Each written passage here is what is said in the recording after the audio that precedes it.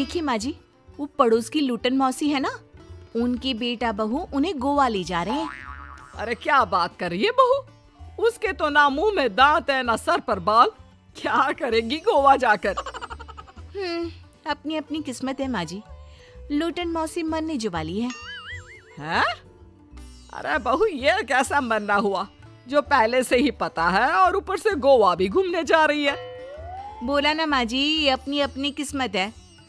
बात हुई थी मेरी लूटन मौसी की बहू से, बोल रही थी कि चलो दवाई में जो पैसा लगेगा वो गोवा में लगा देते हैं। सास को बहू की बात से पता नहीं क्यों नफरत की बदबू आ रही थी, लेकिन वो कुछ नहीं कहती और कमरे में जाकर लेट जाती है। क्या बात है, लूटन के तो मजे ही मजे है। वैसे आइडिया बुरा नहीं है, थोड़े से पैसे लगाओ और सीधा गोवा की सैर। मैं भी चलती हूँ गोवा। अगले रोज सास तय वक्त पर उठती नहीं। अरे देखो जी, माँ जी अब तक उठी नहीं। आज दूध वाले से दूध और काम वाले के लिए दरवाजा मैंने ही खोला है। अब कम से कम माँ जी का ये तो सुख है कि सुबह जल्दी उठना नहीं पड़ता। अरे बड़ी अजीब हो तुम, मेरी माँ सुबह से उठी नहीं है और तुम्हें चिंता दूध और काम वाली की है। अरे तुम्हें चिंता है ना, तो जाओ जाकर देखो क्या हो गया। वैसे मेरी किस्मत कहाँ लूटन मौसी की बहू जैसी। बेटे को माँ की चिंता होती है, वो सोचता है कि कहीं माँ की सांसें तो नहीं रुक गई और हमें पता ही नहीं चला।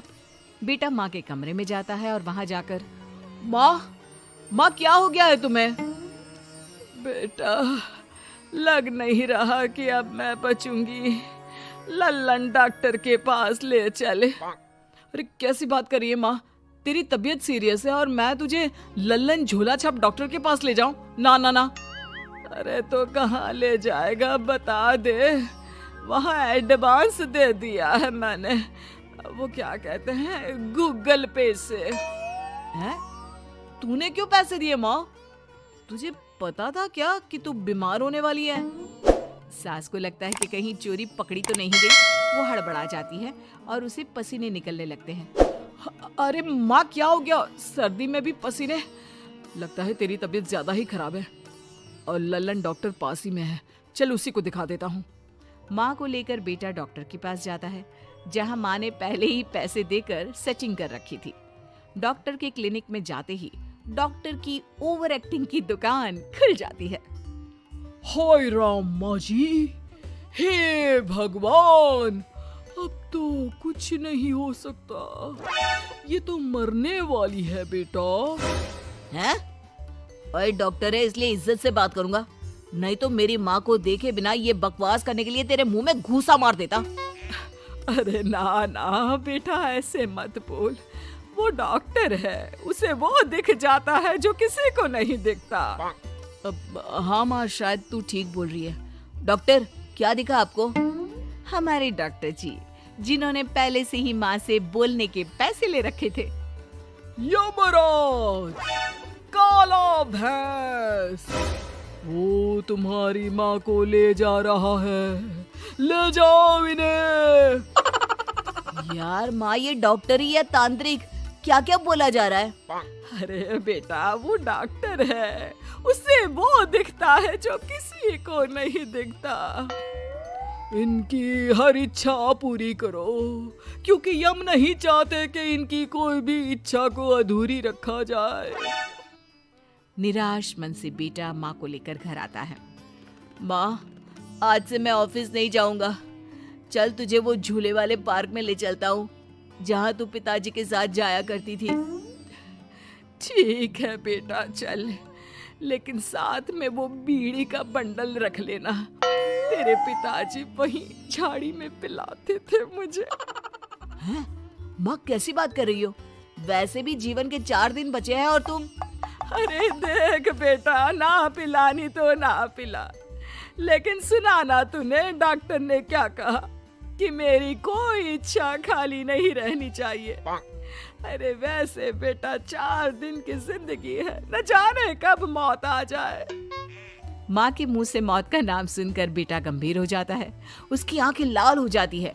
वो माँ का हाथ पकड़ लेता है, माँ को भी लगता है कि उसकी मौज मस्ती कहीं बेटे को डिप्रेशन में ना डाल दे। देख, लल्लन का फोन आया था, बोल रहा था कि हो सकता है मौत ना भी आए, पर इच्छा पूरी करके रख दे। जब जाऊंगी तब तृप्त होकर जाऊंगी, क्यों? तभी बहू की आवाज आती है, माँ जी आपकी फेवरेट गट्टे की सब्जी बनाई है। सास खाने के टेबल पर जैसे ही बैठने वाली होती है, बहू उनकी चेयर पीछे करती है और प्यार से बिठाती है। बहू शांत हो जाती है। वो माँ को बस देखती है और उनकी हर बात मानती है। रात को जब सास सोने जाती है तो, माँ जी मैं आपके पैर दबा देती हूँ, आज आप डॉक्टर के पास गई थी, थक गई होंगी ना। बहू का प्यार देखकर सास को हैरानी होती है। वो समझ नहीं पाती कि जो बहू उनके मरने को अपना भाग्य बताती थी, वो आज जब सास मरने वाली है तो दुखी क्यों हो रही है। क्या सोच रही हैं माँ जी? यही ना कि मैं ऐसा क्यों कर रही हूँ। माँ जी मैंने आपको हमेशा अपनी माँ माना है। माना आपसे नाराज होती थी, परेशान होती थी, आपकी बातें चुभती थी, लेकिन यकीन माने प्यार बहुत है आपसे मुझे। सास बहू को गले लगा लेती है। अरे तू क्यों मोह में डाल रही है? आज नहीं तो कल मुझे मरना ही है ना। बहू रोने लगती है और वहां से चली जाती है। अब तो सास आए दिन कोई ना कोई डिमांड करती जिसे बच्चे पूरा करते। मुझे ना वृंदावन जाना है, कृष्ण की नगरी देखने। जी माँ जी, हम आपको लेकर चलेंगे। माँ मैं कल ऑफिस से छुट्टी ले लेता हूँ। बेटा अब आए दिन छुट्टी लेता और माँ को घुमाता फिराता। एक दिन बॉस कहते हैं, रमन क्या बात है? मैं देख रहा हूँ पिछले 1 महीने से तुम ना काम करते हो ना दाम, बस सारा दिन इमोशनल से बैठे रहते हो। ऐसे में तो कंपनी तुमको और नहीं रख पाएगी। मैं खुद ही नौकरी छोड़ने की सोच रहा था बॉस। वो क्या है कि माँ का आज नहीं तो कल कभी भी देहांत हो सकता है। इतना कीमती समय मुझे तो पल पल उनके साथ रहना होगा। पता नहीं कब वो मुझे छोड़कर चली जाए। और बेटा नौकरी छोड़ देता है। माँ मैंने नौकरी छोड़ दी है, आज से मैं तेरे पास रहूंगा। माँ जी मैंने भी बच्चों का नाम स्कूल से कटवा दिया है, अब हम सब आपके पास ही रहेंगे और आपकी सारी इच्छा पूरी करेंगे। अब सास को लगता है ये तो कुछ ज्यादा ही हो गया। अरे बेटा नौकरी नहीं करेगा तो खाएगा क्या? बच्चे स्कूल नहीं जाएंगे तो साल बर्बाद हो जाएगा।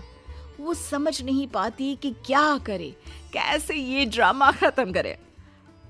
बेटा बहू, अब तुम लोगों से एक बात करनी थी। देखो मैं ना बहुत शर्मिंदा हूँ, मैंने झूठ बोला था, मुझे कुछ नहीं हुआ है। वो तो ये बोलकर सास सारी बात घर वालों को बता देती है। ओ माँ सच्ची? हे भगवान, मैं जानता था माँ को कुछ नहीं होगा। वाह माँ जी, ये तो बहुत अच्छी खबर दी। मैं तो हलवा बनाने जा रही हूँ। तुम लोग मुझसे नाराज नहीं हो? नहीं माँ जी, हम बहुत खुश हैं कि आपके मरने की खबर झूठी है। माँ शायद मैं तेरे ठीक होते ही तेरा इतना ख्याल रख लेता तो तुझे ये नाटक करने की जरूरत नहीं पड़ती। माँ जी आप हम लोगों को माफ कर दीजिए।